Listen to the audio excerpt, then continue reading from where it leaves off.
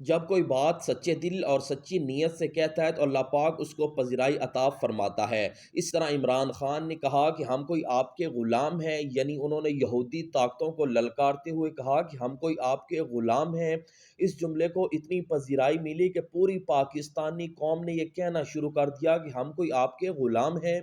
اسی طرح صرف پاکستان نہیں بلکہ پوری دنیا میں اوورسیز پاکستانی اور یہاں تک کہ انگریزوں نے بھی یہ کہنا شروع کر دیا کہ ہم کوئی آپ کے غلام ہیں۔ اسی طرح عمران خان نے ہر سپیچ سے پہلے کہا ایاک نعبد و ایاک نستعین، یعنی کہ ہم اے اللہ ہم تیری ہی عبادت کرتے ہیں اور تجھ ہی سے مدد مانگتے ہیں۔ تو پوری پاکستانی قوم نے جو ہے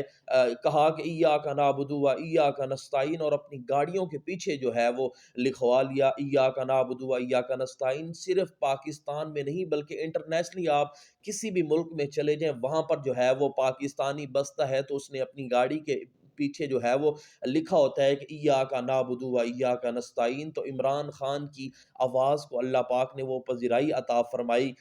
کہ جو ایک بات کہتا ہے اور سچے دل اور سچی نیت سے کہتا ہے تو اللہ پاک اس کو اتنی پذیرائی عطا فرماتے ہیں کہ لوگوں کا وہ جو ہے وہ جملہ لوگوں کی زبانوں سے ادا ہو جاتا ہے، اور صرف لاکھوں نہیں کروڑوں نہیں کئی کروڑ لوگوں کی جو ہے وہ زبان سے جملہ ادا ہوتا ہے۔